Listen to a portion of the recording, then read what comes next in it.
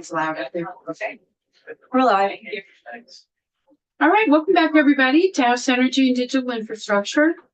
It's Thursday, April 16th, and we're going to have a committee discussion of S213, an act relating to the use of advanced metering infrastructure devices.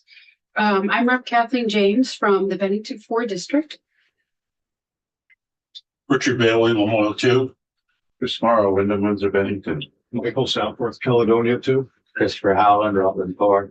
Aaron Torrey, Washington 2. Graham Thunder, Chittenden 13, Burlington. All righty, so S213, what I was hoping we could do is we've taken some, decent amount of testimony. I wanted to just skim through the bill and discuss it kind of section by section, what it does, what it doesn't do, how folks are feeling about that, that particular section. See if there's any additional testimony we need to take or things we need to find out, and just get a sense of the committee about where we're at. So I'm just looking at the actual bill right now, not at any kind of particular testimony. And we start out with like a definitions section. So I didn't really have any comments or questions on that on page 1 and the first half of page 2. Does anybody have any? Is there anything we need to talk about with the definitions? Okay. All right. So starting at page 2, I think that's, where we get into the meat of the bill. So,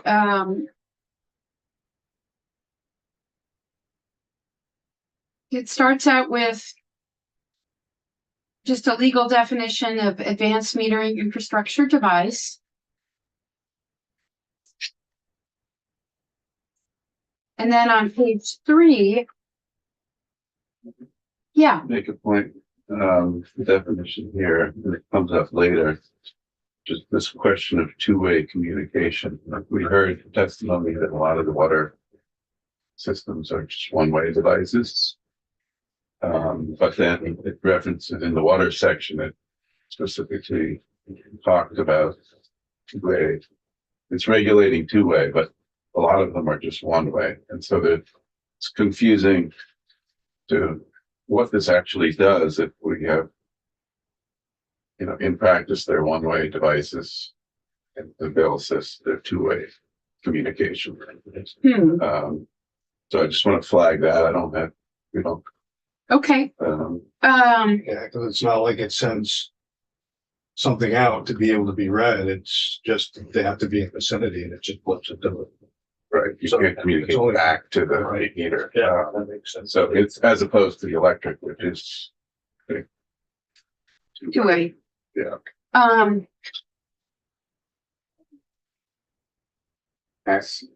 we gonna remove electric from this bill as we go forward?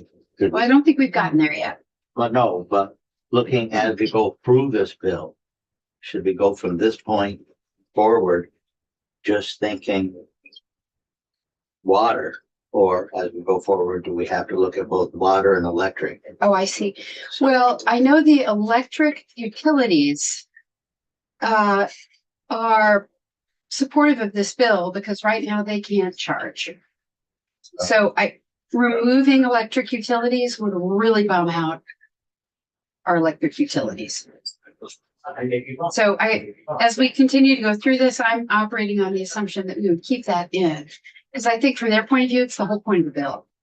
The electric utilities would have to receive through the rate structure their permission.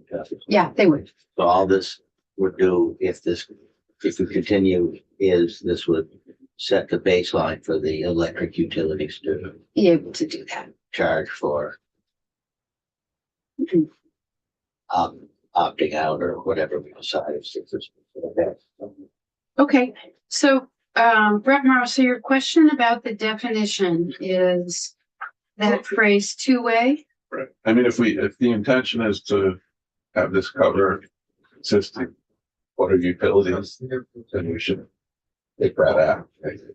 Apply it one way, or we only want to make it apply to the advanced two-way communication.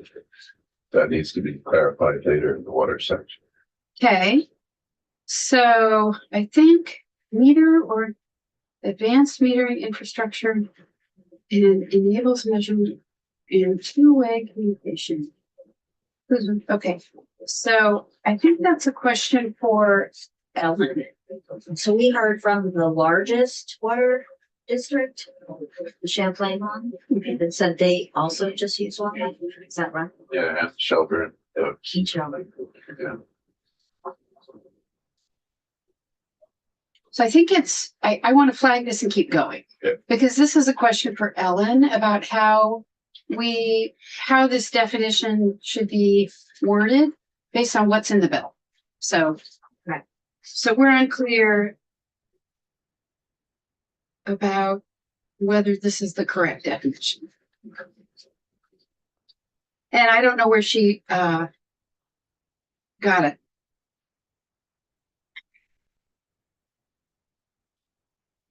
Yeah, because I'm forgetting which one, but they said that their meters aren't even considered advanced meters. Right, so AMI doesn't capture what they're the term. Right. Okay. All right, so that's an Ellen question. All right, so let's keep going. So we've got questions about that definition as it applies to the rest of the bill. Okay, so getting to the cybersecurity part. So we're switching, in a way, sort of switching topics now, because my understanding is that this now gets to a higher level cybersecurity question about, not about these individual meters, but about public water systems. Yeah. So ADS testified that basically that they already do this. Yep. And I don't see a need of having this in there if it's already in practice. I mean, we're not going to know every single detail that goes into a cybersecurity protocol when it comes to water systems. That's why it's called security. So I don't understand why we would need to put this in, and even ADS kind of alluded to it didn't really need to be there, but they came up with the language because it were requested to, if I remember correctly. Yeah. And I think what we talked about was the difference. I think it depends with how strongly we feel about it. I think it's the difference between ADS saying testimony, well, we could already do this if we want to, and legislation saying, do it. I think it's already in practice statewide, especially for the larger municipality water system. Well, and we're not even saying do it, we're saying the secretary. The secretary. can request. You know, this cybersecurity question, not just related to water systems, but power systems, state IP. And I was reading this morning about these new generations of AI and cybersecurity, and it's really scary. This needs to be on our radar as a committee. Maybe not for the next session, but this is a very serious issue for all our systems statewide. So I don't mind it being in there. I agree with Representative Southworth, but I think that this is a larger conversation that needs a deep dive. Mm-hmm. But that's beyond the scope of what we're doing here this morning. That was my editorializing on this. There are significant threats developing. It certainly does no harm to leave it in. The A&R. Leaving the section in doesn't Doesn't not hurt good. anything. It's just, if A&R wants to request it, they can request it. Yeah. Did you have anything you wanted to add about the What did you hear me chortle? Cybersecurity Advisory Council? Oh, I'm sorry. Oh, have I not suggested that, Madam Chair? I don't think in committee, yeah. Oh, yeah, no, I definitely think we need to add the cybersecurity council on here. Yeah, so another reason to leave it in. Just a question I've been asking What for. does that mean, leave it on? Well, I'm asking Rep. Sebelian to pitch her idea that she's been, murmuring about for months, Years. years. Yeah. Yeah. Years. I didn't know she knew how to murmur. Well, Yes. Oh, so anyway, we have an idea. The, the cybersecurity council, I would like to put in here, and make sure that it, all that it does is actually puts a legislative member on that council, which I've been trying to do for, I think, 7 years, maybe. The administration even proposed at one point, and we, so. What's your bill not the end of the number? world, but it's, I mean, it's not gonna solve everything, but it certainly would at least have the legislature aware of what's happening. I'd have to go up and look, Madam Chair, which I'm happy to do right now. Okay,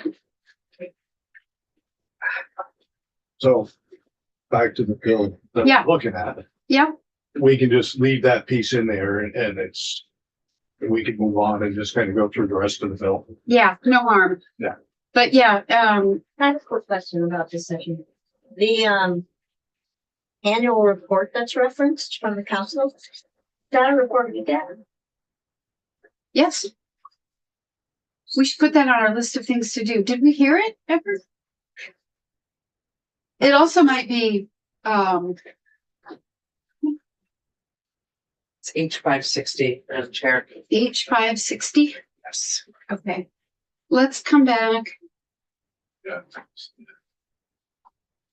H560. So basically, is it a short form? H560 might even just be a short form that just adds legislative appointees to the Cybersecurity Advisory Council. So Rep. Sebeli's been trying to get this done for a long time, and she's seeing an opening. Yes. It is not a short form, but it just Okay, does. all right, so, It adds both legislative and judicial appointees. okay. All right, so let's just, like you said, flag that and move on. And the Cybersecurity Advisory Council report could be one of those ones that either came to us and we didn't have time to go through it, or it could have come to us and we went through it last year when we were getting started. Nobody remembers it. Or it could be that third option. I see it. It's Is it posted on our webpage? posted January 23rd, 2026. 2026? Okay. So, all right, great. Well, then that's testimony we need to take. So we could actually get them in. We could go over their report. We haven't had them in, have we? I have no memory of this. Okay. We could get them in. We could have them present their report. We could ask them about adding, we would need to hear their testimony on adding members on H560. We could probably do that pretty quickly. Okay, so H560 plus Jan 2026 annual report. And when the administration had proposed it before, it came from the Secretary of the Agency of Digital Services. The previous secretary had proposed to add these things back in COVID times. Okay. We were down around 10. So Alex, can you reach out to who's the chair of is it just Secretary Riley Hughes, or is there another chair? No, did I say chair? I'm sorry. Oh, of the committee. Yeah, of the council. The co-chair. Okay, And then Sean Naylor. Sean Naylor was who had proposed it. okay. Alex, can you please reach out to Secretary Riley Hughes and Sean Naylor? He retired, or is he back? He's back part-time, He's back. I believe, last I knew. In their capacity as co-chairs of the Cybersecurity Advisory Council. And tell them that we would like them to present an overview of their January 2026 annual report. And if you could find it on our webpage under reports and resources and link it for them. And tell them that we're also taking testimony on H560. And we'd like their opinion and send them that link. Maybe they can come in next week. Okay, so is that section? Okay, I'll moving forward unless I hear otherwise. Okay, page 4. Okay, we're in water systems. So public water systems, if they're putting in these new meters, they kind of by right can do it as long as they provide prior written notice, inform them of their user's rights, and allow the user to opt out and then charge the user for the cost of removal and old school meter reading. So I haven't gotten to previously installed yet. We're putting one on your house. So thoughts, committee discussion? I'm okay with this. So I think it's going to impact very few people. Yeah, but it allows people who want to pay the cost of doing it. Yeah. And people who want to can do it as long as they pay the cost. Because if they don't pay the cost, we're all paying the It goes cost. to the other ratepayers, which. And those people that want to opt out don't want to pay the cost. So I feel this is an no-win bill. Yeah, you've mentioned that. And I don't feel that.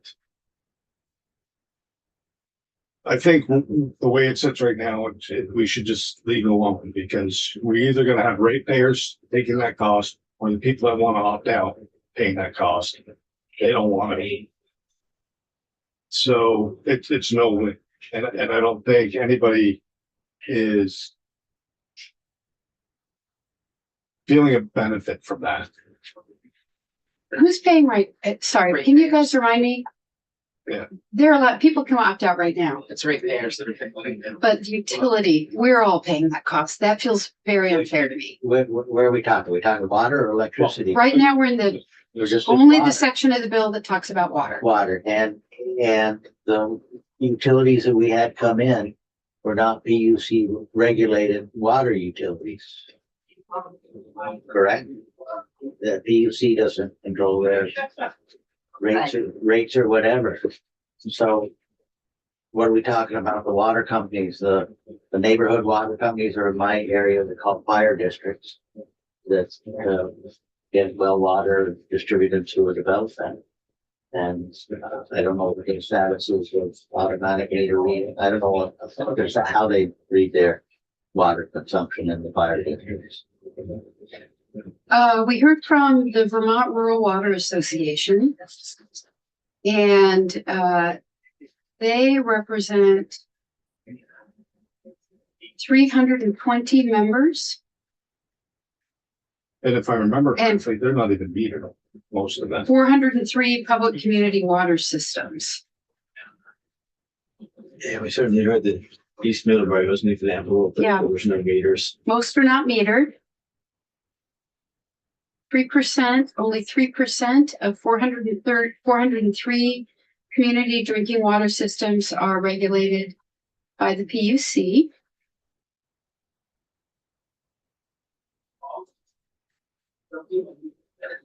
So just looking to boil down their testimony. Subset of people. Yeah. Impacted in this. They focused their testimony from from all the community water systems and rural water systems focused on cybersecurity mostly. So then it gets into. They're already back to the same as the other bill. The water companies are already in practice, in theory, doing this to appease some people. And we're looking at affecting the way that they can operate. So as technology increases, we're going to be limiting them on what they can do. We already heard there's a lifespan on the meters. So are we going to say that 20 years from now, when they have to change out a meter, the only thing available is an advanced meter? We're going to tell them they can't. How are they going to regulate the water to that person at that time?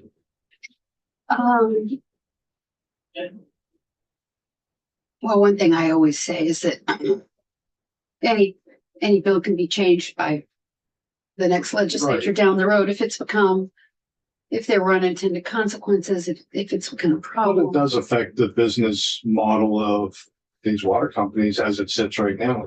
It does. I mean, the bill says the water system may charge the user to leave in or not take out envelope one. So they don't have to charge.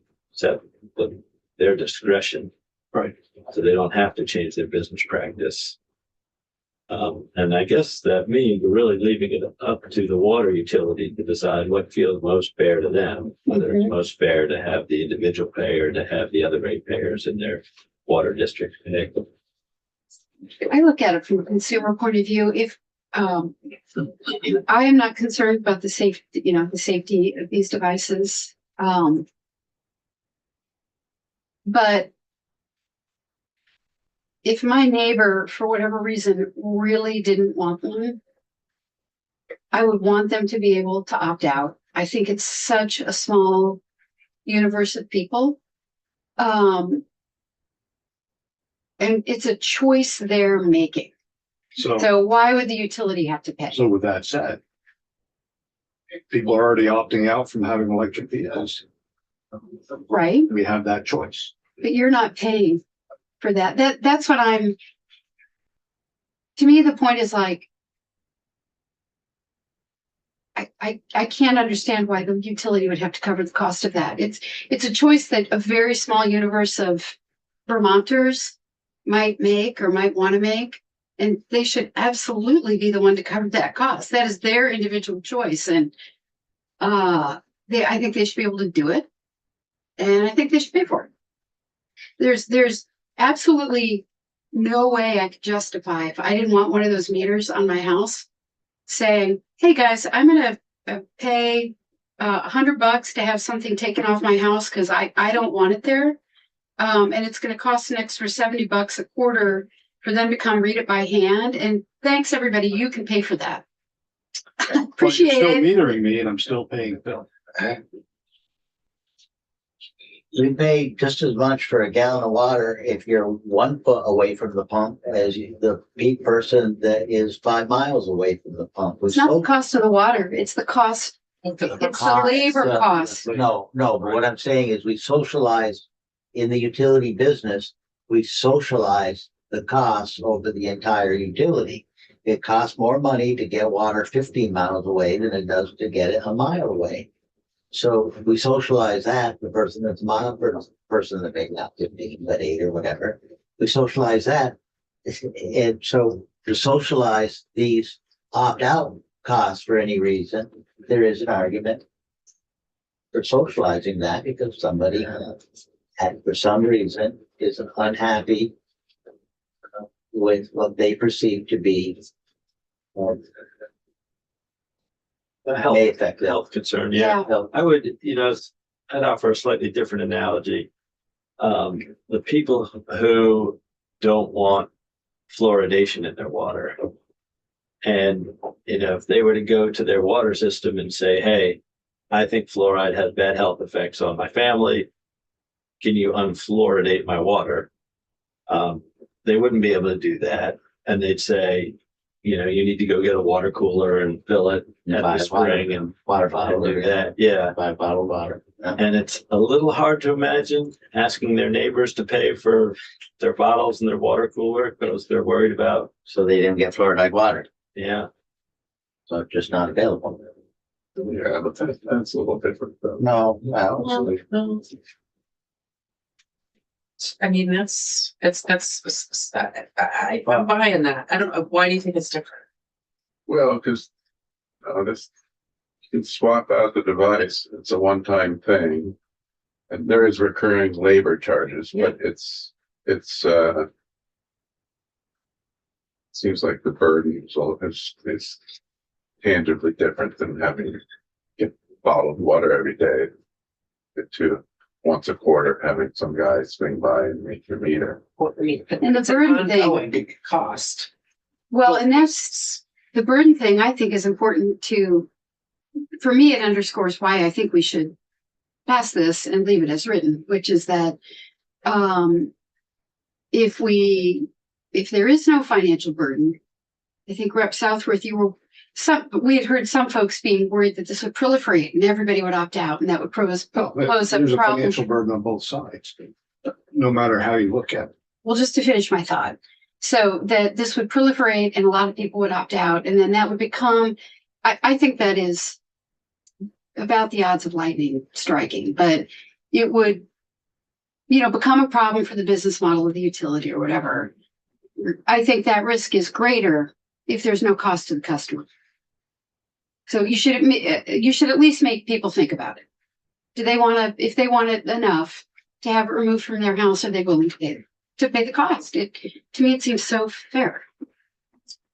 I mean, to your point, there's a cost, and the question is who bears it? The individual makes the choice, or And everyone, incurs the cost. everyone on the system, right? Like who bears that cost? And who do you go to if you feel like you're being unfairly charged? Because there's nobody looking, right? Who looks at these rates and who decides Exactly. it's a fair charge? I don't really know. Like, do you end up at the select board or like, what's your Your water commission. Yeah. water commission?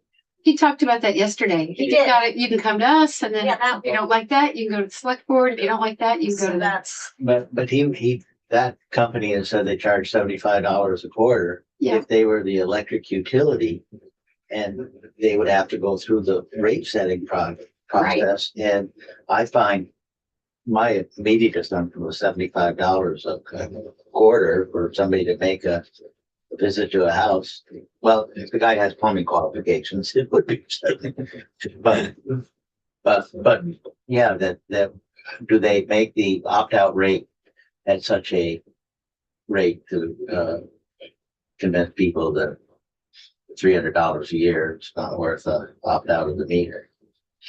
But it's not just the cost of the person go by, they have to Yeah, alter their billing system. Right, that's two different, they still have to run the billing system for one meter as much as they have to for the other 3,500 or whatever, 35,000, however many they had. Yeah, it's back end cost. Right. Yeah. I think we need to remember too that the actual scope of this in the real world, like I think we should vote this bill out. I'm okay with it, but this is not going to be a huge, Champlain Water District serves, what did they say, 56? Now I'm just trying to remember, but tens of thousands of customers and they'd had what, 3 people? opt out? So if they got 1,000 to opt out, then those costs might go down a little bit. But I mean, what are we trying to solve here with this whole smart metering? Was that the Public Utility Commission control the electric company? Were there AMI and I think the perception of this bill was that there was radio frequency, we haven't heard testimony as to what frequency it is, but the electric utility and its two-way communications has had some sort of concerns when they came out, whatever year that started to develop. These did seem to be lower frequency radio, AM, FM type radio waves. You can't tell the local radio station, don't send your radio waves past my house, because Right. that's the way radio waves work. Well, And it's a technology that came, just like sending your child to school. to go in the door in kindergarten, you gotta have these immunizations. And I don't know what the procedure is for getting out, or if there are procedures or health concerns for the population, because that's the basis they're using, is, are they not health concerns? It seems to be most of it. I mean, I think what we are trying to do is make it possible for the water utilities to adopt new technology as it comes online, and to not have the small handful of people who have concerns make it impossible for them to roll out. And then technology will allow them to be more efficient, deliver their services less expensively, all those things. Because right now it's hit or miss. There aren't guidelines in place. So through this bill, we would make sure that notices provided, which I think is great. So customers would be notified. They would receive information about the device. They'd be informed about their rights. None of that is written down anywhere right now, but that has to happen. And it would specifically allow a handful of people to opt out. And it would specifically allow the water company to charge for that. That's the problem we're solving. None of that is written down anywhere, right? And as we've heard from the electric utility side, the term cost causers pays. Right. So as you know, as written, it says two-way. So I don't think the water companies are gonna adopt any two-way meters in any, you know, in the next 10 years or something. I mean, So that's it's basically makes it irrelevant to them. It's a one-word fix if we want to include them, right? Two-way or one-way. Just remove the word two-way. Yeah. Yeah, we can ask. I've got that flag to talk to Ellen about it. Or we Because- leave two-way and then it's irrelevant to them till the technology advances to the point where it's, Well, but when we move to the electric section, the definitions appear again. So I actually think you're right. I think that the definitions on, this is Ellen, but I think the definition at the bottom of page 2 applies to the water part of the bill. So we need to make sure it's right for the water part of the bill, I think. so those smart meters for electric. We heard they went over the electric lines. Do they not use radio waves? They did not. Should we move on to the electric part of the bill or should we stick on the water? I'm really trying to go in Yeah, order. all right, let's stick with water. Okay, so right, we're still talking about water. So the final water bit is at the top of page 5. Which says that if you basically move into or buy a house that has one on it and you don't want it on there, you can ask that it be removed without incurring a charge. I actually don't agree with this language. No, I think that if you buy a house or move into a house that has one on it and you want it taken off, you should pay. so strike it. Yeah, just like if you buy a house that has an ugly porch, you have to pay to remove it. Right? Oh, no. I don't think we'd strike all of section 3 because the previous sections are talking about when they're being installed. So the previous sections all say if the water company is rolling these out, there has to be notification. You have to be informed of your rights. You have to have the ability to opt out, and you would pay for that opt out. Here's our new technology. We're going to put it. And then section 3 deals with if the water utility has already put them out, and I buy a house that already has it on there, and I want to ask for it to be taken off. So that it addresses a different scenario. So the only part I objected to was that the cost. I also don't think the water utility should have to pay for that. I think the homeowner should pay for that. I agree with that.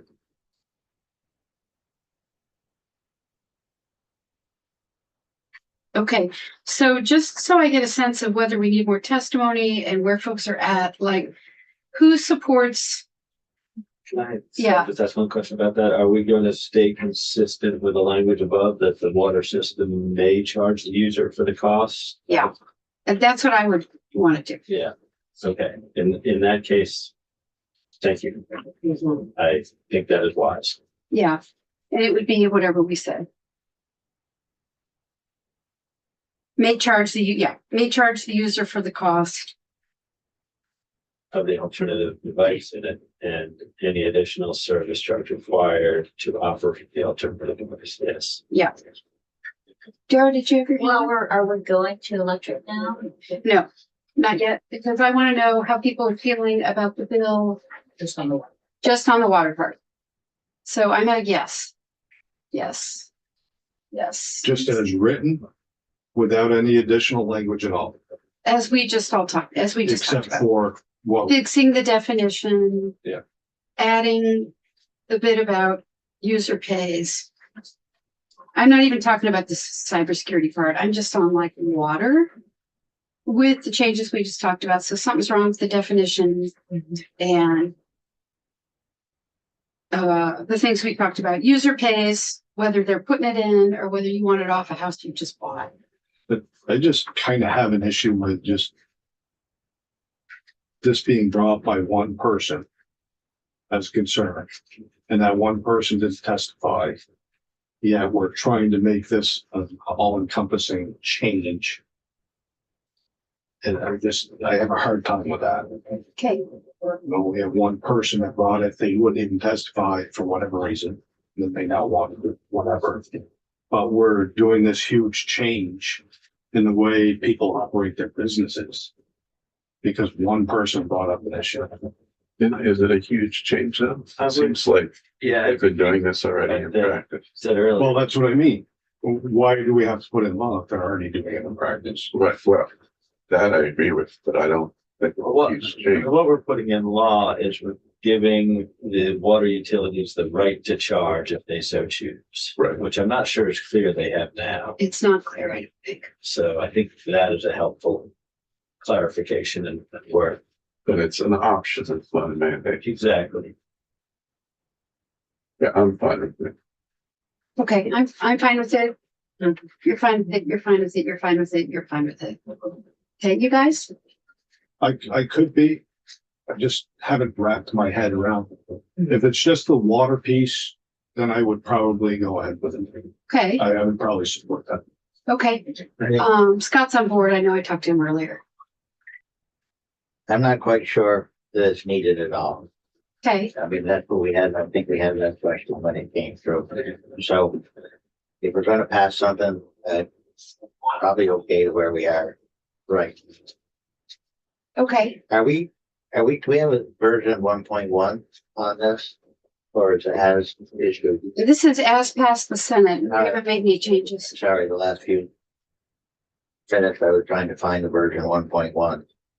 I'm on the right version. Okay, yeah, as passed by the Senate. We haven't done anything with it. Okay, so electric. So now I'm on page 5.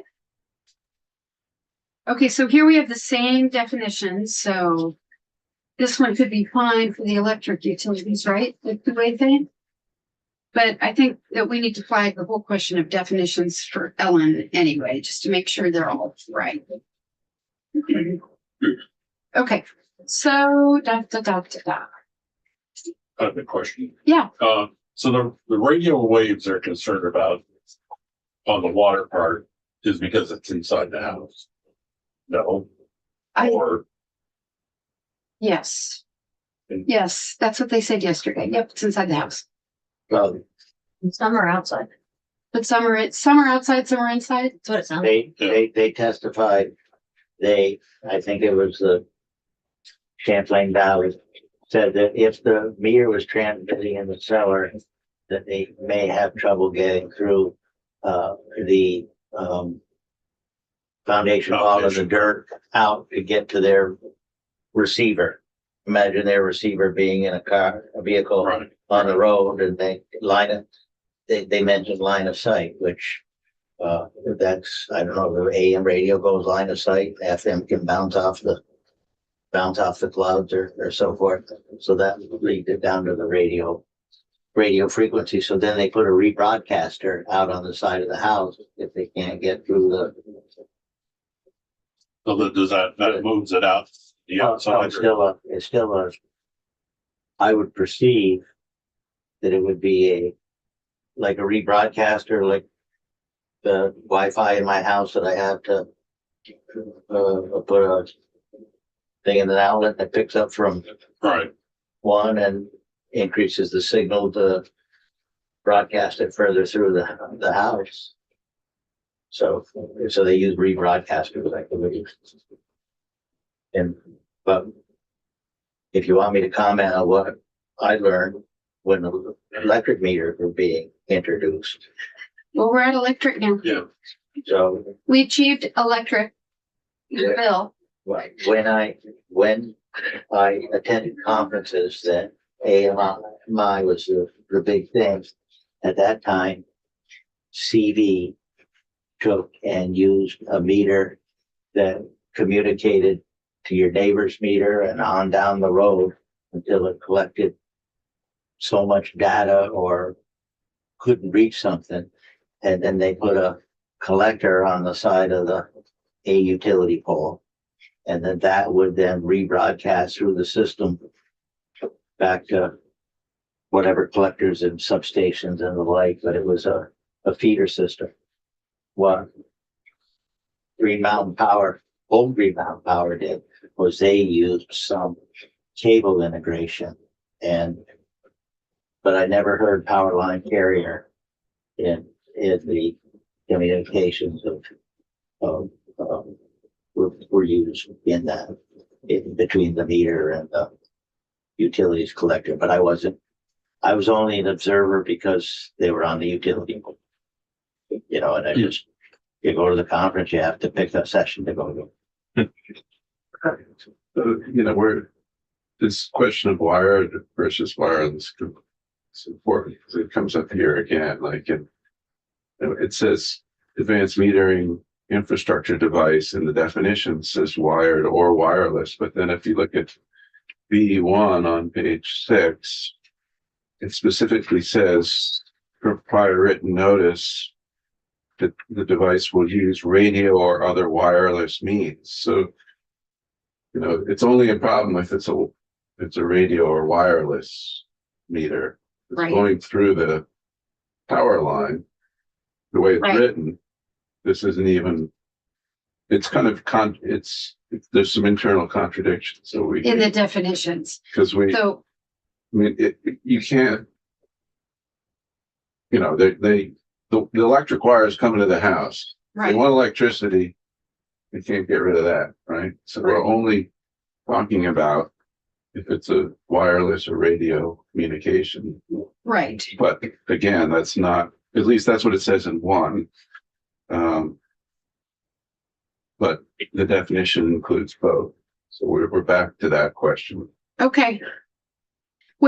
I think we should have Ellen come in to review the definitions and do like a markup or something. Some of your utilities haven't gotten to the point where they're all AMI anyhow. Like we're still in the process of Right. just starting. So are those you're actually reading the number on the device, or are those radio? WEC and VEC are both in the process. I think VEC is a little bit. They provide bulk power to the. Their members. Maybe we need They just have. verification of the utilities. That's have retail customers. The electric utilities. No, they're Maybe none of them members, they're member utilities. are radio wave. Oh, But are they all that's through the line? Maybe, yeah, we just need That's that the clarification to see. And I don't know what state all the. What members are. We hear from us. We heard Green Mountain Power, I believe, and GMP. I guess. But most of the electric meters are all on the outside. And I guess I'm trying to figure out what the concern is, unless you're standing by the meter. Isn't that where the only radio waves, or if there are radio waves happening? Well, One would think they have to be broadcasting towards the street if they're doing the drive-by reading, right? So not towards the house. And we do have the health report posted on our site. I'm just looking at this Bill, who we've heard from. Yeah. Okay, I've had a meter reader at my house for years. we heard Well, from, my utility moved my meter out to the street so they could just read it from the truck. on the whole, than smart people. Yeah, no, I mean, We heard from That that. solves all the problems, doesn't it? Yeah. Like, no one's worried about health if it's out by the road and easy for them and. Yeah. That's it. but I mean, the rate, the AMI meters, aren't we? Don't they need that for the solar, The net metering. for net metering and all that stuff So to that- make them work or not? So on S2, The smart meter comes with about 8 channels, I believe. And so they do all sorts of reporting. But Right. But they need that type of meter in order. well, it was in this bill. If you had, was it in this bill? That you, no. It was in, the plug-in solar that you had to have someplace you had to have a smart meter in one of these bills somewhere along the line. We had to have. so I seem to remember that VEC was running their AMI or the automatic reading meters through fiber back to their building. What? Not, I'm BEC, I'm sorry, BEC. Alex, I think can we get a witness list on this? Because I feel like we've heard from more people that provided written testimony, which is really becoming a major bugaboo for me. On S213. Yeah. The only written testimony we have in the folder is from Beck. GMP was just here in the room, and I think they're listening online, and I'm sure we can get written testimony from GMP. They're supportive. They want to be able to charge, so we can get that in writing. But I'm wondering if Candace already spoke to this and we just don't have. Yeah, and just clarification on how that meter actually works. Is it connected via radio waves? Or is it run right through the power line and there are no radio waves that can send it? And I thought it was power lines, but I mean, we have a February 2012 testimony in our folder from Ruth Hardy from this Department of Health. It says it's radio frequency radios. Electric vehicles, but that's old and need another source. Because the only thing going into my meter is power line, there's no. Okay, so we need to hear from Alex. Mhm. On S213, we need to hear from GMP. Candace either needs to come in or we need, actually, we need Candace to come in. So we want to learn about their meters and how they work and ask questions and get their opinion on the bill. And I don't think written testimony will do. I think we need to just book a half hour and get Green Mountain Power in. And then we've already heard from VEC. Do folks want to hear from VIPSA and WEC? That we don't. I think we just need that clarification. GMP, And okay. just, It does say, just Googling, radio frequency mesh networks, cellular networks, or power line communication, PLC, to transmit the data. Okay. So we need, so. And I think we heard that from one of those. It might be good to hear from one of the co-ops. yeah, well, we heard from VEC. even if we can just get written testimony, they don't need to come in, just Yeah. this question. How does it work? Yeah. VIPSA or WEC? WEC's not doing it yet, right? They're in the process. Yeah, they're switching over right now. Okay, so Alex, Yes. we also, I'd rather have them just come in That's- so we can ask questions. We also want to hear from WEC. That is Washington Electric, so that would be, Lewis. Lewis Porter. Originally had on state agenda. I know, he 10:30. was, yeah, and just tell him we are taking testimony on S213. And we want to hear about WEC's meters and how it works and what they think about the bill and. So So I'll put down GMP and WEC. Okay, And we're gonna speak with GMP about their where they are today and where they came from or what they're using. Uh-huh. The merger between the CBP system and the Green Mountain Power system. Because there are two different types of systems when I was employed there. Yeah, I guess- 2000, when in the takeover, 2012, BNP made a proposal to take over CBPS. Yeah, And so she may need to bring some meter technology with her. don't we want to hear about the meters they're using now? Well, if they'd retired all the, if they're down to one means now, if they've eliminated all the wireless type that I think CB used in the 2011 criteria. Okay. Well, maybe a meter only lasts 20 years like a motor, or 7 years or whatever. I have Okay, not meter tech. so we'll get GMP and WEC in next week. Okay, where were we? So that, okay. So we don't need to hear any more about the water part. We need Ellen about the definitions. Okay, and then let's keep talking through the electric part. We know we need to hear from GMP and WEC. Yes, that's the name of the left facility. Well, we've finished what we're doing. Keep going. Okay. Yes, we do. Okay. So forward we go. Because I'm not gonna be here tomorrow and I want Alex to know what testimony we can schedule. Okay. Okay, so on the electric part, we basically have the same thing here. I know for a fact, this is at the request of at least GMP. They want to be able to charge, and that's the nut. One question on the witnesses.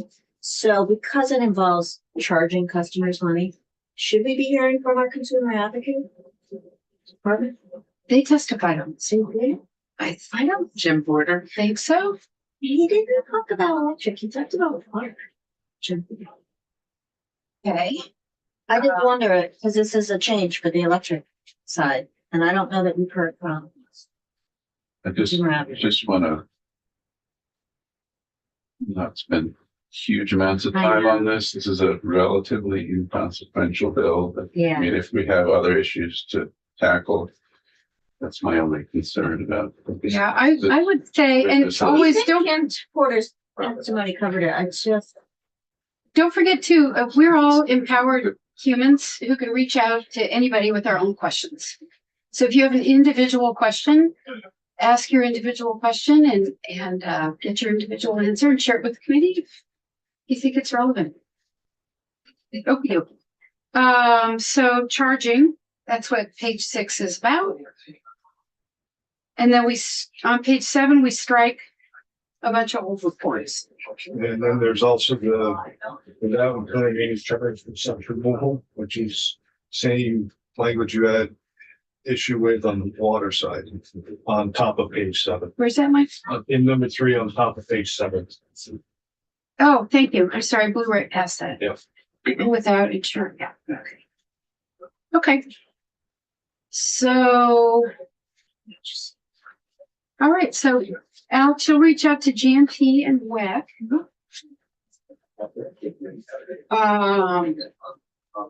Rectory, if you, get any additional info from, yeah, I'll just double check the gym folder. yeah, or, reach out to him. Yeah. Okay. Alrighty, and then, oh, I'm sorry, and then we're also gonna hear from the Cybersecurity Council. We're gonna have them present their annual report. We're gonna get their feedback on this bill, and we're gonna ask what they think about us dumping 560 or 590 in there. So we have 3 chunks of remaining testimony for this bill. Am I missing anything? 560, yeah. Okay, then thanks for waiting. Sorry, we had to finish that. First. Or let me put it. I had to finish that. All right, great. Thanks, everybody. Good talk. Good talk. Ben. Jenny. Hi, how are you?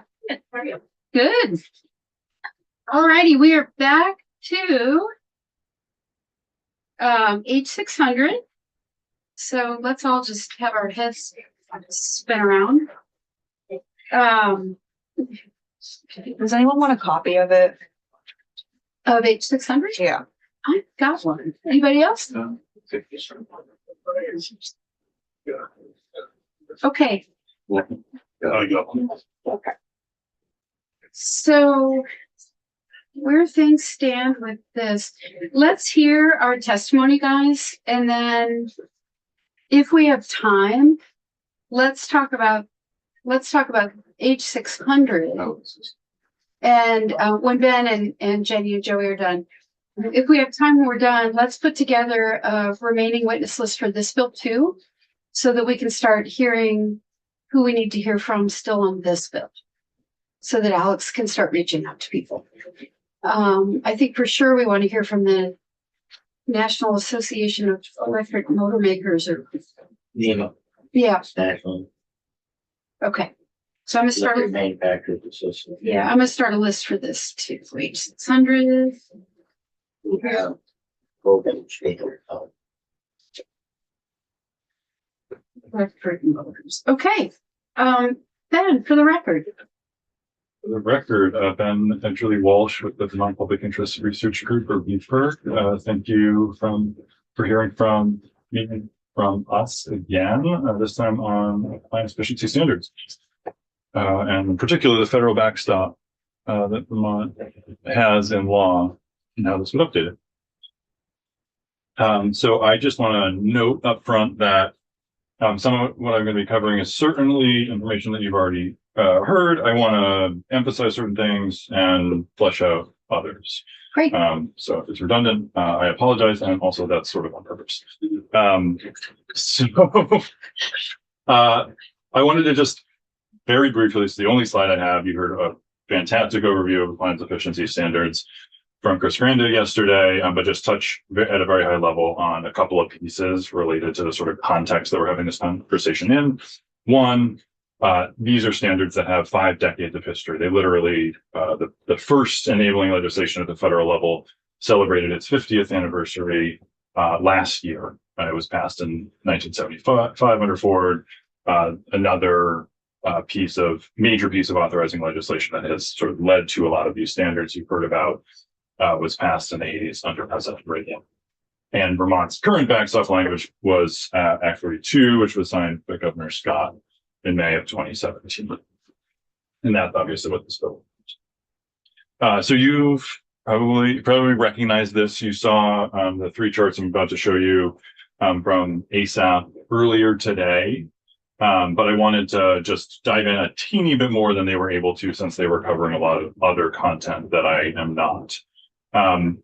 So why appliance efficiency standards? Like, why are these a valuable tool in our toolbox in terms of energy affordability and pollution reduction? They set a minimum standard, protect consumers from unknown costs down the road after they buy something. You see the sticker price, you don't necessarily know how much you're going to pay down the road.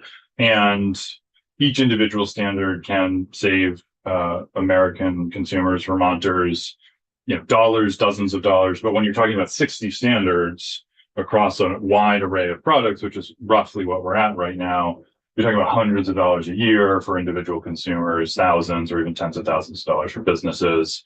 And you've obviously seen these numbers from ASAP earlier today. So, really at its core, this is about anything. It's about energy affordability and consumer protection. It's obviously also about environmental protection, and I'll get to that in a minute.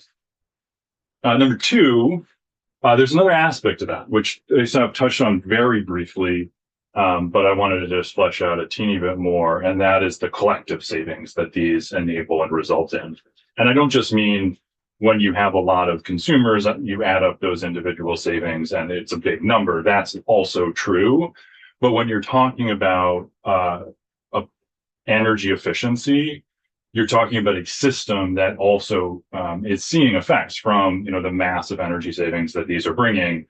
So when you're talking about a 200 peak in the summer, that would be 200 megawatts higher based on numbers. I mentioned these when I was here on data centers. That's about the headroom we have in our grid. So it's pretty unequivocally, and I haven't GMP hasn't done an engineering study on or something like that on this, but you just look at the basic math, we almost certainly would have had to build a larger transmission and distribution grid here in the state of Vermont if these standards didn't exist at the federal level. And that would come with really substantial costs of ratepayers. Going forward, if you look at a world where potentially some of these actually are pulled back at the federal level, Vermont keeps them and not every other state in New England does, our peak load's going to go up slower than theirs, than the other New England states that are not actually sticking with these standards. And given the way that we as a state and our utilities and as a result, our ratepayers pay into regional transmission costs, it's like Vermont's percentage of the New England grid. And that's calculated in large part based on our peak load. So if we're keeping our peak load lower, we're paying less for reliability transmission projects in Connecticut and New Hampshire and Maine and everywhere else. So the cumulative effect of these in reducing the infrastructure needs for Vermont's grid is very substantial.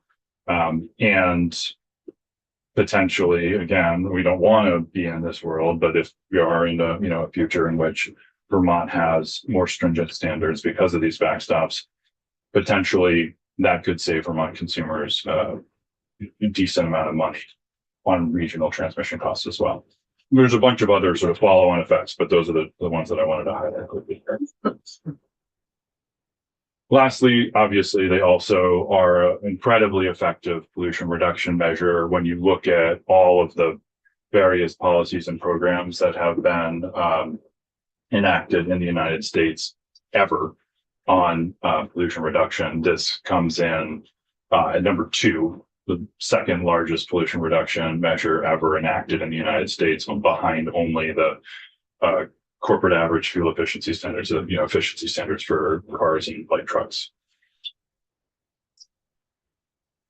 I also wanted to, this is another ASAP graphic. It's not one you saw this morning. It's from a report. It's a little old now. They came out with it in 2013. I looked for a more recent one. I couldn't find one quickly.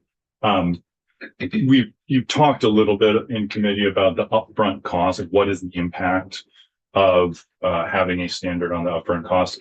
And what you're looking at here is an analysis they did. If you can't quite read that, it's refrigerators, clothes, washers, electric, water heaters, anyway, different appliance categories. And then these last two are average and median values. And what they did was they looked at DOE cost assessments. Every time there's a federal standard, DOE has to do an assessment of what they think the effect on the upfront cost of an appliance type is going to be because the standard goes in place. And that is the blue line, the left side of each of these dual bar categories. And then the right is a retrospective look after the, I don't know how many years, but several years after the appliance standards actually went into effect, looking at the real world prices and what the real world effect of the standard going into place was. And as you can see, in every single case, the real world effect was smaller than DOE estimated. And in some cases, actually, you saw cost reductions after the standard went into effect. And the average and median, as you can see, essentially are nil. That doesn't mean that there won't be some price increases for some products some of the time, but generally speaking, the estimate of the upfront cost increase is pretty low from DOE to begin with. That is also apparently a fairly conservative methodology that overestimates the cost increase that you're likely to see. And I apologize for not sharing these in advance. I will send along these slides, and I can also get you the report that this came from. That'd be cool. Yeah. Okay, so this is what DOE projected was going to be the price impact on any given appliance. Right. And then what it actually turned out to be once the standard was in effect and the market had kind of adjusted. Correct. Okay. So, I'm getting close to wrapping up here. So, why a federal backstop? Why this bill? As you heard earlier, there's a whole slew of standards that the current Trump administration is attempting to, and they're using different methods for different ones, but in one way or another, got repeal, weaken, et cetera. Not in every single case. Sorry, let me restate that. Depending on the way that the Trump administration is trying to do that, preemption may or may not still exist. So there will probably, if any of this is actually successful, and it will all be fought out in court, but it is certainly possible that there could be standards that are weakened at the federal level, that courts allow that. We don't think they should be able to allow that, but if they do, we may not be able to backstop them. But in many instances, preemption would ultimately not exist, and the Vermont backstop would go into effect. And I don't have the exact list that the Trump administration attempted to weaken or repeal under the first Trump administration, but it was a much smaller list. They're clearly going much harder at these standards this time around than they did next time. And so to the extent that there was a reason to do this in 2017, there's a much more significant need for this kind of legislation this time. Obviously, the sort of core of this is if there's a consumer benefit, if there's environmental benefit, if there's an affordability benefit to having these standards in place, there's a risk to the standards being pulled. Consumers could, and I want to actually go on this point just for a second, because there was a discussion earlier about, well, our manufacturers really going to start making worse products because they now are not legally obligated to not do that. And my biggest concern here is actually similar to the one that you heard about earlier. And that is, we have a global marketplace. There's 300 some odd million American consumers and billions outside the United States. And the United States appliance efficiency standards are among the strongest in the world. And so to the extent that there are refrigerators, microwaves, et cetera, being sold elsewhere in the world, manufactured already, you could just start putting those on container ships, sending them to the United States, and having Americans maybe save a teeny bit of money up front, but pay through the nose in their energy costs. And that winds up being no skin off the back of the manufacturer that sold an extra microwave, but Vermonters end up paying the literal price. And then obviously the more standards are pulled, the larger the cumulative risk, the more you're talking about those sort of grid scale impacts. If we actually start seeing, significant numbers of these pulled. And the last point I wanted to make is on the expanded scope electric motor language you heard about from ASAP earlier. This is the one standard that was finalized under the Biden administration that is not caught simply by changing the date because of that odd sort of limbo that it sits in, where it was finalized, signed by the appropriate official, sent to the Federal Register, as I understand it, the first day or two of the Trump administration, but then never actually published in the Federal Register. And so it's in this sort of this limbo, and by adding that extra half a sentence, you would be capturing that one last standard, like you are all of the others with this federal backstop language, and pulling it into rule here in Vermont. And given the importance of that standard, the numbers you saw earlier, just to translate it to Vermont, I don't have the gigawatt hour number off the top of my head, but I did the math, and it's 1/3 of a percent, something like that, of the total electricity in Vermont, give or take. It might not sound like a lot, but when you're talking about a single standard, that is, that's pretty substantial. That's probably thousands of EVs that could be put on the road and charged for that same amount of electricity, the same amount of strain on the grid. So again, this cumulative total impact when you're adding up all of these standards, but if you're looking at them individually, this ESM standard is among the more important ones that the Biden administration adopted. That's what I have for you. Great. Questions for Ben, or should we move forward? Great. Ben, do you have, I think you may have sent me contact info for you. I know, I'm sure ASAP can get it for you. Great. I'll send you other contact information, but I don't believe for them. Okay, great. Thank you. Yeah, yeah, we need to learn more about I need to learn more about the electric motor part. All right. Hi, thank you for coming. Good morning. It's tropical in here. Yeah, sorry about that. Huh? It's tropical Quiet. in here. I'm gonna try. Yeah. You can open the door if it's quiet in the hall. We're having, I'm fine. I'm just. we're having empathetic to temperature your control complaint. problems. It- Yeah. It's a long morning to sit and listen to people talk about appliances in the hot room. It is hot. We can't, we've been forbidden from opening our windows and that little thing doesn't work. I understand. Yeah. Shall Go I? ahead. Yeah. Okay, great. Good to see you all again. I've been here before. Jenny Rushlow from Conservation Law Foundation. I'm currently the interim vice president for CLF in Vermont. Former law professor and resident of Norwich. Here to support H600. It's a simple but critical update to the state's existing appliance efficiency backstop statute and ensures that our residents and businesses are not left exposed in the event of sudden federal rollbacks of appliance efficiency standards, and that manufacturers aren't faced with regulatory uncertainty and stranded investments. You've heard quite a bit of testimony in support of this bill, including very thorough testimony this morning from ASAP, and I would urge you to give great weight to their testimony. They know as much about this as anyone in the country. And CLF supports the additional language that they proposed regarding the expanded scope electric motors for the bill. So we endorse their testimony, but want to take a moment to go on the record ourselves to provide some context for why there is an important role for Vermont to play, and hopefully add a few additional useful points. First, I want to underscore that this is at its core a consumer protection law. Your average consumer doesn't have the knowledge or time or opportunity to develop that knowledge to know any more than the sticker price of an appliance when they go to the store to buy it.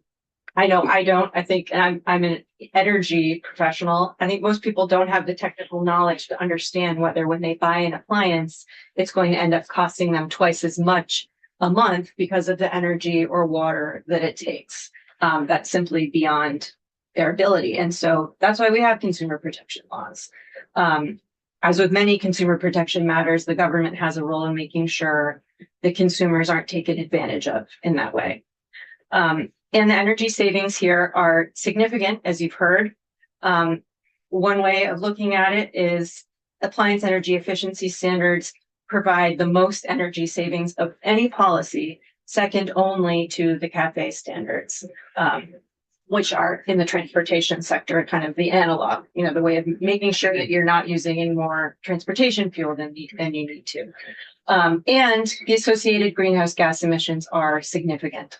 If you think about the commitment that the United States made under the Paris Agreement, 20% of that commitment can be accomplished simply through the existing appliance efficiency standards we had in 2016. So we've had more since then. So this is a big bite out of what we've committed to do for climate change with standards we already have. So that takes some of the fear out of the ability to get to where we've committed to go with standards we already have. To say just a bit more about the federal context here, as you've heard, these standards are usually set by the federal government. The state is preempted from setting standards where the federal government has already acted. This means that states can do two things. They can regulate other appliances where the federal government hasn't done anything. And there are many instances where Vermont has done that and other states have done that. And that's very commonplace for there to be state appliance efficiency standards. They may only exist in that state or in a patchwork of other states. That's already the case. The other thing states can do is serve as a backstop, as we're talking about today, for appliances that are already federally regulated in the event that changed. that the federal government drops those regulations. If that happens, those regulations no longer exist, and therefore the states are preempted from acting on those appliances that they once were. So they can step in, ensure that the appliance standard doesn't go poof, here today, gone tomorrow, despite the fact that the market has long adjusted to that existing standard. Very briefly on the legal background here, this all started with the Energy Policy and Conservation Act, or EPCA, one of the first and biggest energy laws we've had in this country, adopted in 1975 under Ford. Energy laws can be passed for many reasons, as you well know. Some of them are for climate change. Some of them are for other reasons. EPCA is a law that came to be because of volatility in oil supply and prices. That is why that law was adopted. It wasn't because of greenhouse gas emissions. It wasn't because of air pollution. It was because of prices. And that remains highly relevant today. What a time to be considering this bill, given its history. Obviously, we continue to experience volatility driven by geopolitical instability and incredible prices. This program has only become more popular over time, and that's because of the broad coalition of stakeholders that support these standards.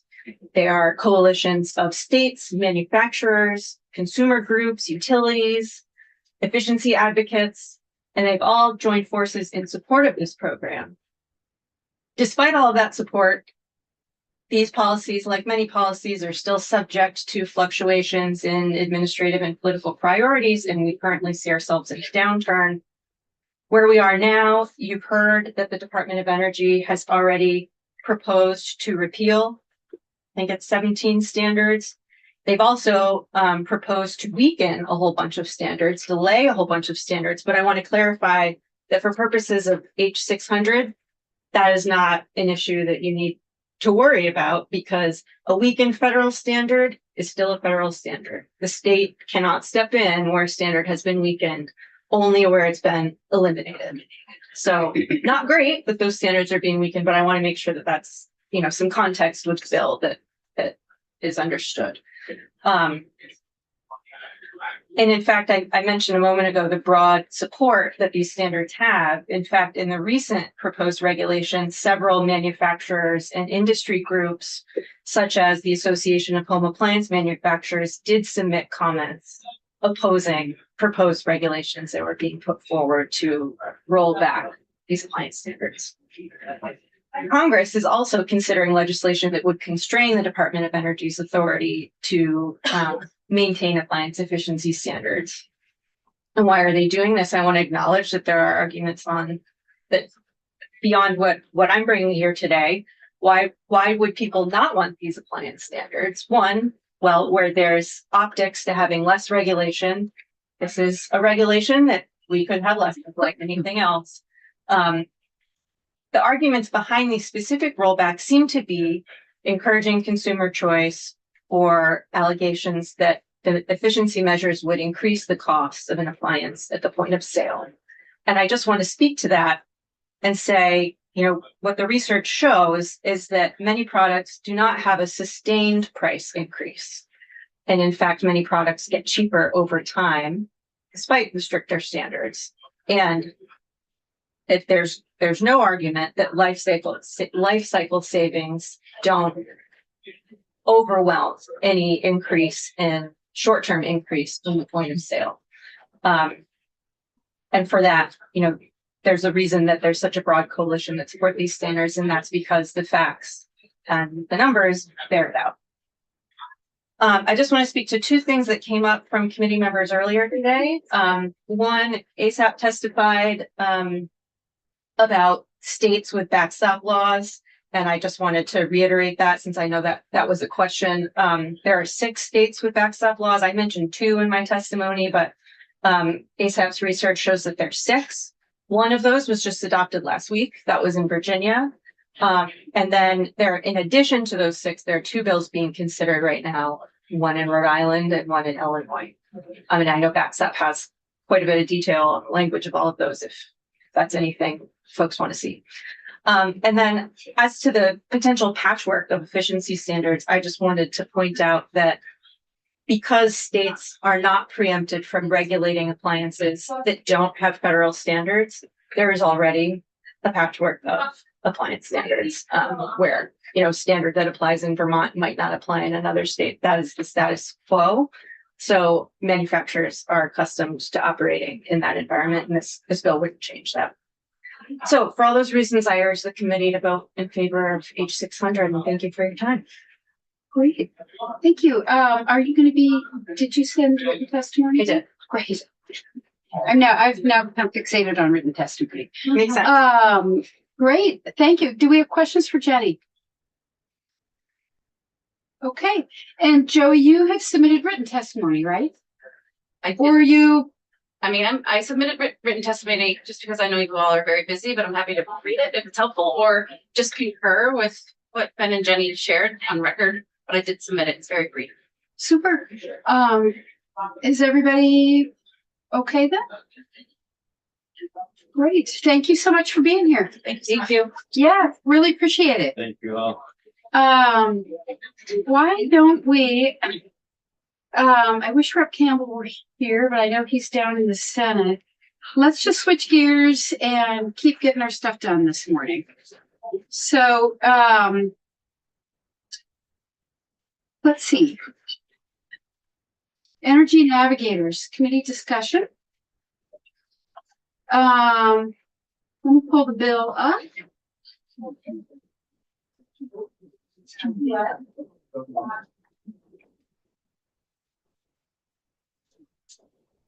Sorry. And while I am looking for that, I just wanted to remind folks that I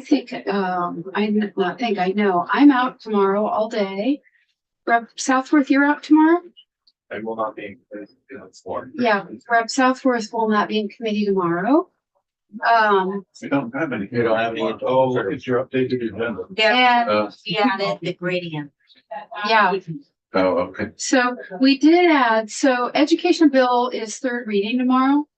So we didn't I didn't originally schedule any testimony because I thought education bill, I'm gone, so who knows? But we did add something to the agenda for 1:00 tomorrow. For folks who are here, and Rep Torrey, can you fill folks in about what that is? Sure, it's just a new heat pump technology I learned about recently, and I thought it might be of interest to committee members because it's in the window. Okay, So it takes away some of the barriers with electrification needs. super. It's being piloted. UL certified. Boy, I bet it is. That's up to you, Rep Southworth. You're gonna do that. And then next week, Alex will get our agenda posted. But you're not allowed to share your screen on your phone, which is fine. Next week we have I'm gonna do this by memory. We're gonna be trying to book in testimony that we talked about on water meters. So everything we just talked about, the cybersecurity part and WEC and GMP. So we'll try to cram that in so that we would hopefully be rounding the corner on S213.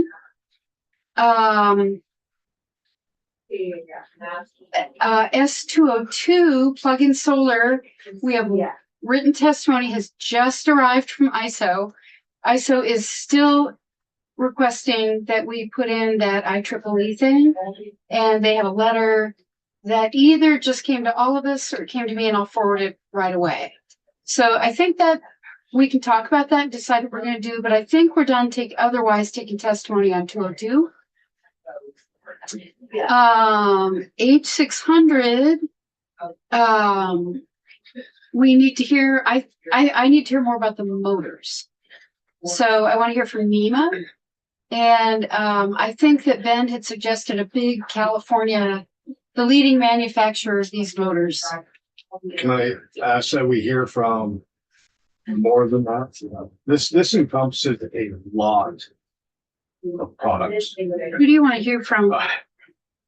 That would be something I don't have any answer to because this is something that just got thrown in at us and it's gonna be big. It's not just a couple of little pieces. This is a lot of motors based on what little we've seen. And I think it's going to be quite the rabbit hole. Why don't we start with NEMA and this leading manufacturer and then see where it takes us? Because I don't know who else to invite at this point I mean, from the this trade may association. actually have bearing on energy related products. Savings products, conservation products. So 600? Mhm. So help me understand. We're just extending the date. No, We're asking you out. Yes. Okay, there's a request. That's okay. There's a request. There was one standard. Sorry. No, that's okay. There was one standard for electric motors that are within many things, powering many things, that got caught up in limbo. It didn't get approved like the Biden administration did. Anyway, It got all approved, but it didn't get published in the Federal Register. yeah. So it's caught like this far from the finish line, and we have folks requesting that we include that. Okay, so the trade association is gonna come and talk to us. Yeah, we're gonna start with the trade association and then just go from there, because I don't know who else to ask at this point, Mike, but I don't either, And but CSL? it's not just one manufacturer. This encompasses so many products that I think we're gonna muddy up a bill that most of us are, if not all of us, are behind. And throwing this in there may change the way I can vote for it. okay, It just encompasses so much and affects so much. I think this is late in the game if we're looking at trying to get a bill forward. okay. We'll hear from Nima and Yeah. Yeah. I mean, NEMA represents all of manufacturers. right? Everyone from people who put these motors into blenders to people who make great dressings. Right, but I also want to hear from the opposition to it because there's obviously gonna be. And I'd like to hear that side of it as well, as many as we can. I think it's Vermont manufacturers who put electric motors into their products. It would be nice to hear from There's people. like New England Air Systems. Well, you take heat pump, hot water heater. That's got a condensate pump. So it's going to affect our energy efficiency goals as well, because it's going to do something to that. It's a spiraling downhill cost. And they say it's going to be offset, but it's still a cost and we still need to be cognizant of what that's going to do. Is that going to be a further hindrance for people to change over? Can we start with Nima and see what we think? Because I really don't know I don't know who to start inviting until we've heard from their national trade association. Well, one thought is, I think I heard that there's another couple states that have taken that language. So they may have taken testimony. We could get some, Oh, that's a good we idea. could get some witness ideas from the states that are. Okay. currently consulted. We're attaching this H600 to S202. Is that essentially what we're doing? It's the idea. And it is germane. I don't know. I mean, we're taking testimony because I didn't know if we wanted to do it.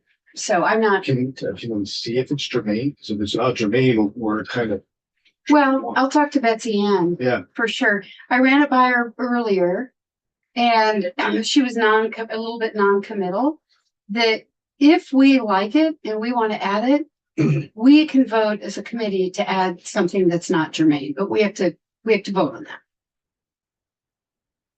We don't want to just sneak it by and find out on, and then have some big wacky floor thing. So, but if we like it and want to add it with or without the motors, we can take that vote. So I'll talk to Betsy Ann today. I actually told her yesterday I wanted to talk to her about something that was this. So I just didn't catch her yet. That when they mentioned the quarter horse up to 3 horsepower motors, I really think there are a lot of mini 3/16 horsepower motors that are out there. I think there are a lot of little motors that, well, maybe NEMA has that specification that they only build 1/4 to 3/4, one phase to multi-phase. Okay. So, Alex, let's you and I sit down and figure out who we invite from NEMA. They're probably just online and they probably have like a government affairs person. Okay. What is it? The National Electric Manufacturers Association. National Electric. Electric Motors Association. Okay. Okay, well, name it to me would be National Electric Manufacturers. There, It was in today's not testimony. the stand. Alex, can you look? It was in today's testimony from ASAP, and they mentioned the name of the trade association that they said worked with the federal government on this rule. Okay. If you could just find that and invite them. Okay. All right, good. I feel like I know what next steps are on H600. So then, all right, so next week hopefully we'll get NEMA in and take our next step on H600. We'll get our final testimony on S213. On Tuesday, we have a joint hearing with Senate institutions about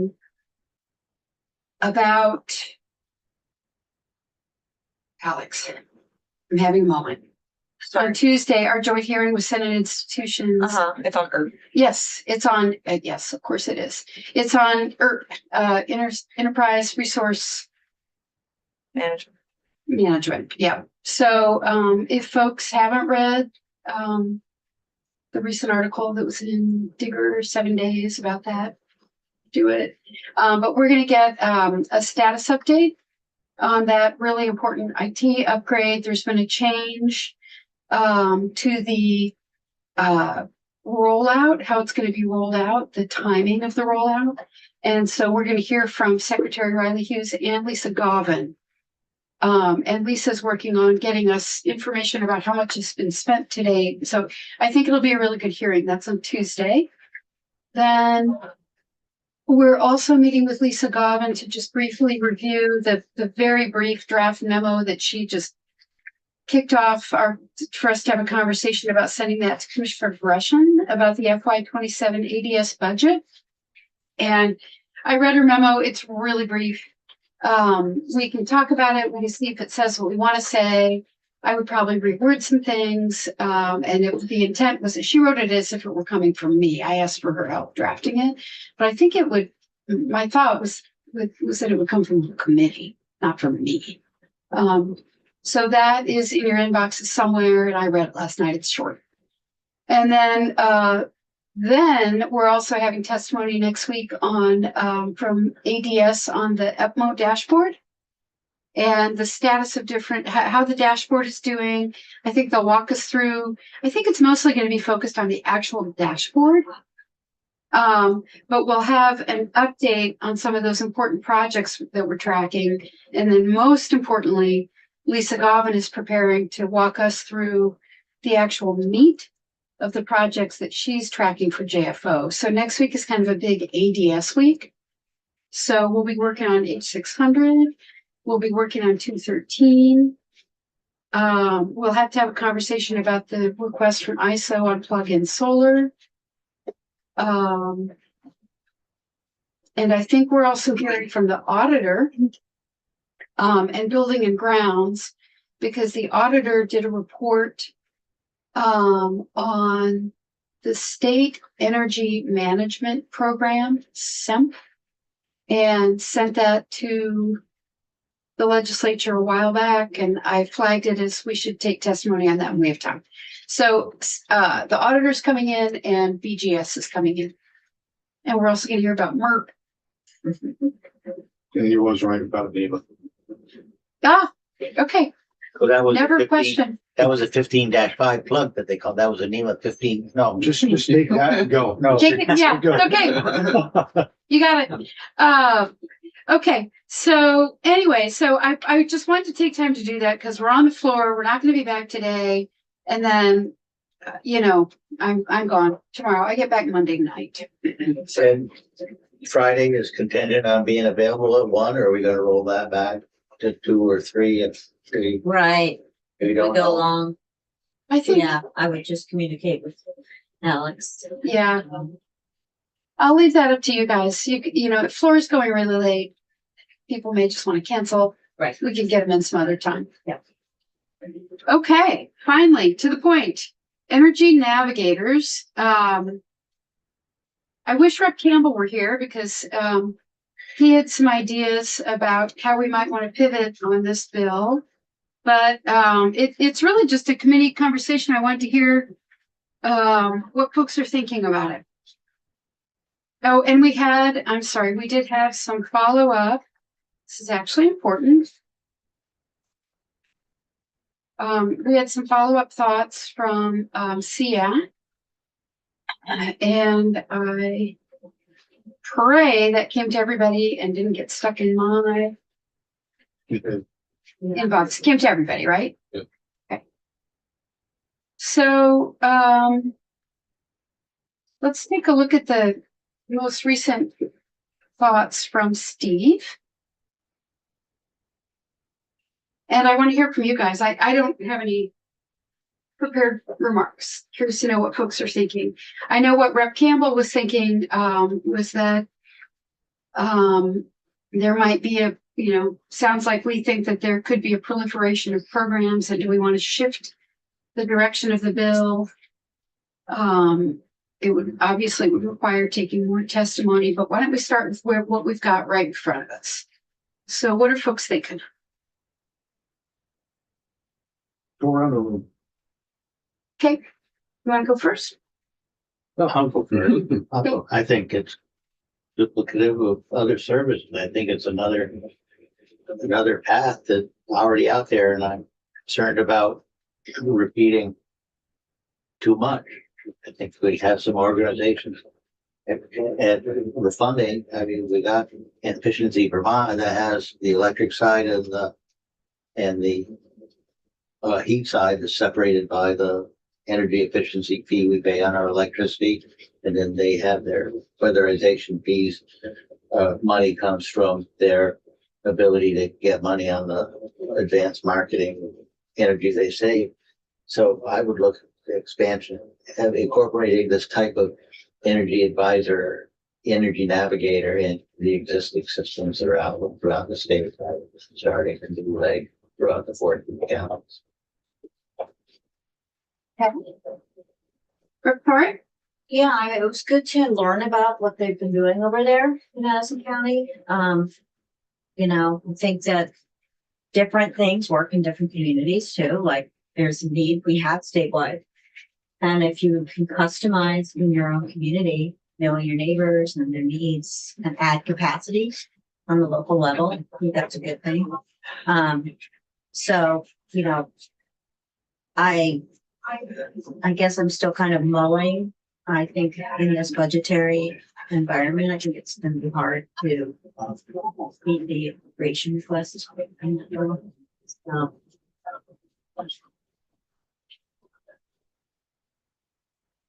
Nothing was in the budget, right, for this? There's opportunity funds appropriate. 35,000 contingent. Yeah, we've been hearing a lot of. Yeah.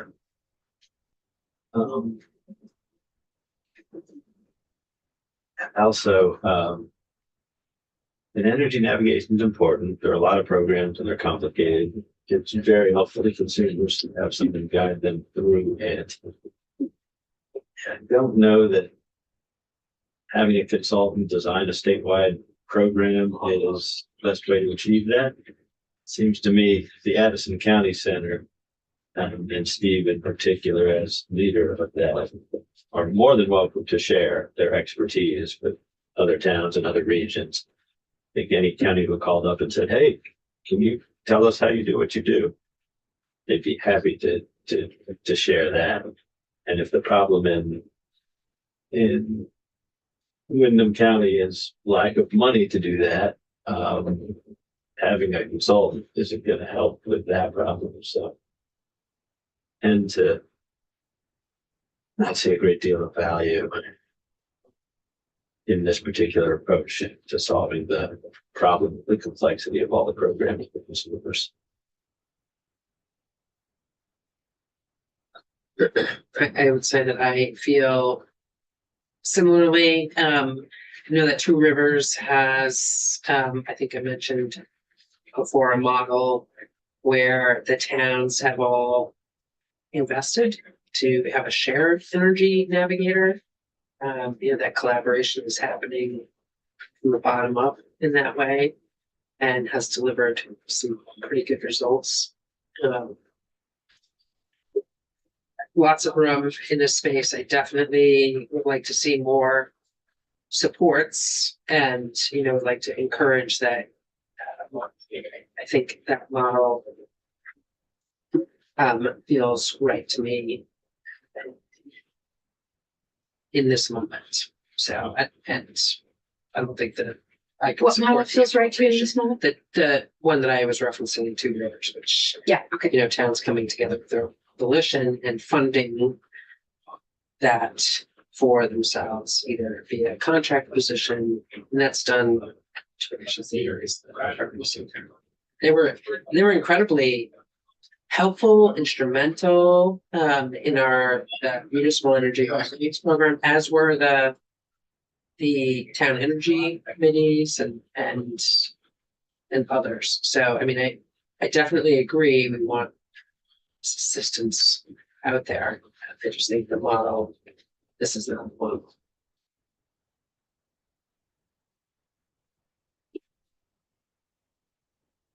And I feel the same, and I just can't support the appropriation. Okay. The overall concept, probably pretty good, but not quite sure. I guess I'd like to know is what kind of programs are already out there being offered. And see what's there first, so that we can figure out a new program or something to be designed from, because I know whenever I'm doing energy improvements in my house, I'm always looking at everything. And to make sure if I can make my house as efficient as I can at a reasonable price. Yeah, I generally agree. I think,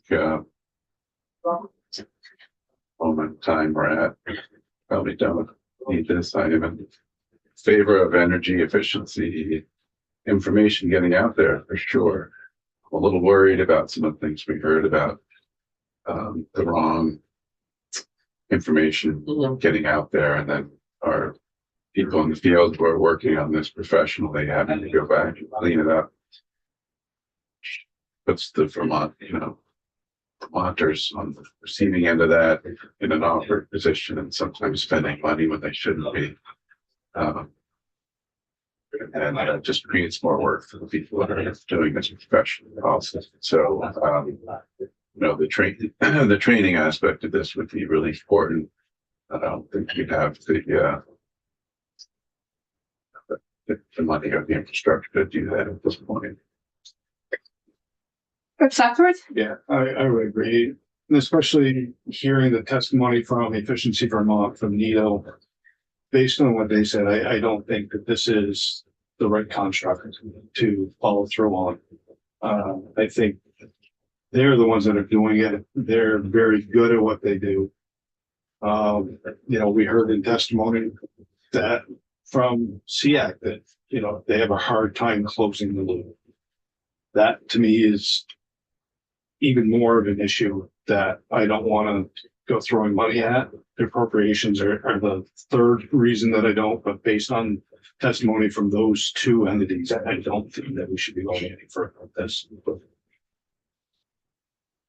I don't want to speak for him. Scott had an idea.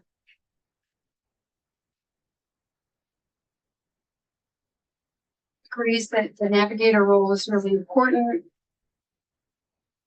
He feels like it's something that could or should be done by town energy committees or RPCs. How do we systemize referrals to existing programs? So we would need to refocus the bill. Don't ask me questions about Scott's idea. That's Scott's idea. So, but anyway, I just thought I'd toss out. So there's another idea. So I want to review all the testimony, and just quickly remind all of us and myself of what the bill would actually do.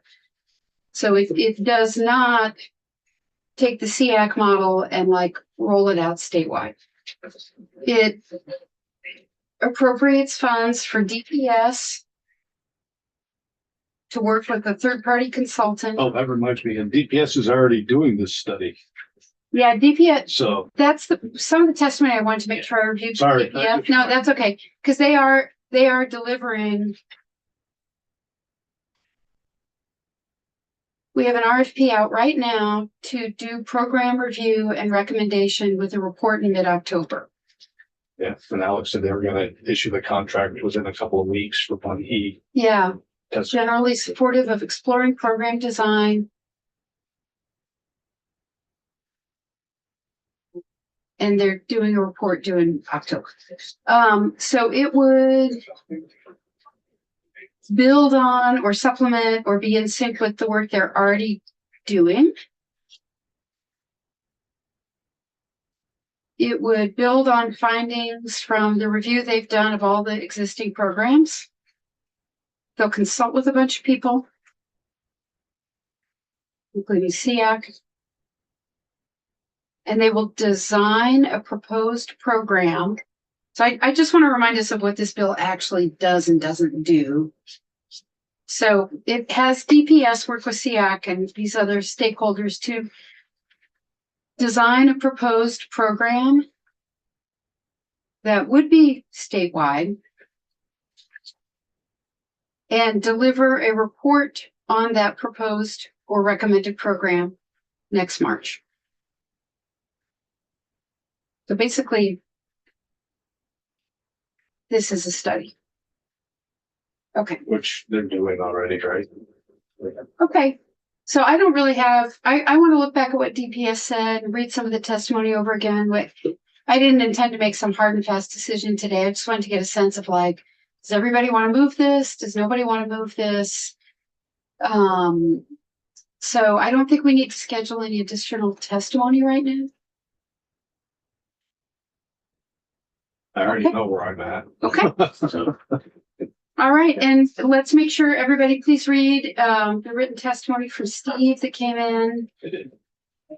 Please read the testimony from ISO that came in on 202. And at this point, I think it's just up to us. I don't think we need to have ISO back in. I think we just decide. I will So you sent us look at a, that and then I'll look at, well, 3,700. That would be really helpful. you sent us a email on ISO, you'll hire it. What ISO is in today's testimony, It's in, An email. To the email today, all right. yeah, I was gonna say. So I don't always remember to check whether it came to me to forward or whether everybody already has it. So everybody already has the ISO thing? From Alex. Great. Oh, from Alex. Great. Well, Okay. All right, guys. So we can go off live. The committee is back tomorrow at 1 pending our floor schedule. Okay. Thanks, everybody.